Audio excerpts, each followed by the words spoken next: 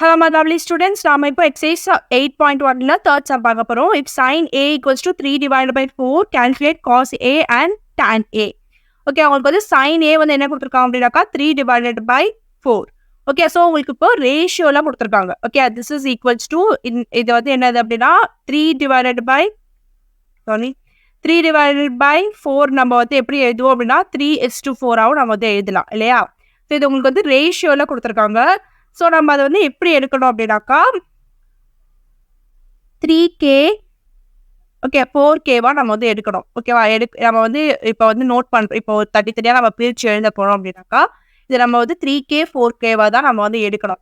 ஏன்னா இது வந்து சப்போஸ் உங்களுக்கு வந்து இப்படி இருக்கவும் வாய்ப்பு இருக்குது. Okay, when it comes to ரேஷியோவில் இருக்கும்போது 12 divided by 16ஆகவும் இருக்கிறதுக்கு வாய்ப்பு இருக்குது. ஸோ இதை நீங்கள் வந்து இது பண்ணிங்க அப்படின்னாக்கா this will be 3 times and this will be 4 times. So உங்களுக்கு வந்து இங்கே என்ன நம்பர் இருக்குது அப்படிங்கிறது ஃபுல்லாக தெரியாது. ஸோ நம்ம வந்து அதுக்கு பதிலாக உங்களுக்கு ஒரு கான்ஸ்டன்ட் வந்து நீங்கள் வந்து எப்பவுமே இங்கே வந்து ரேஷியோன்றது நீங்கள் வந்து தனித்தனி நம்பராக எடுத்து நீங்கள் வந்து டிவைட் பண்ணி ஒரு நம்பரை நமக்கு நீங்கள் கண்டுபிடிக்கணும் அப்படின்னா நீங்கள் வந்து ஒரு கான்ஸ்டன்ட் எடுத்துக்கலாம். நீங்கள் K எடுத்துக்கலாம், X எடுத்துக்கலாம், எது வேணால் எடுத்துக்கலாம். பட் ஆனால் உங்களுக்கு ரெண்டு நம்பருக்குமே வந்து சேம் கான்ஸ்டன்ட் தான் நீங்கள் வந்து எடுக்கணும். ஓகேவா? ரெண்டு நம்பருக்குமே நீங்கள் வந்து எதர் X எடுத்துக்கலாம் இல்லை K எடுத்துக்கலாம். ஸோ இது வந்து sin 3A. ஓகே, அதனால தான் நான் வந்து K அப்படின்ற மாதிரி இங்கே போட்டிருக்கேன். sin 3A equals to 3 divided by 4. Okay, sin A equals to 3 divided by 4 இருக்கும்போது நம்ம வந்து சைனுக்கு ஆல்ரெடி தெரியும். ஸோ சைனுக்கு நம்ம வந்து என்ன தெரியும் அதே மாதிரி எடுத்துக்கோங்க. பூசாரி பக்தி பிரசாத் ஹர ஹர பக்தி. ஓகே, ஸோ இதை நீங்கள் எடுத்துக்கிட்டீங்க அப்படின்னா சைனுக்கு வந்து P divided by H. sin A equals to P divided by H which is equal to 3 divided by 4 which is equal to 3K, 4K.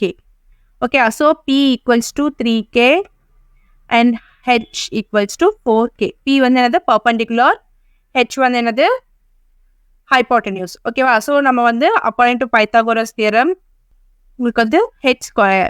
Okay, H square equals to P square plus base square. Okay, H square உங்களுக்கு வந்து கிடைச்சிருச்சு 4K the whole square equal to P square 3K the whole square plus B square.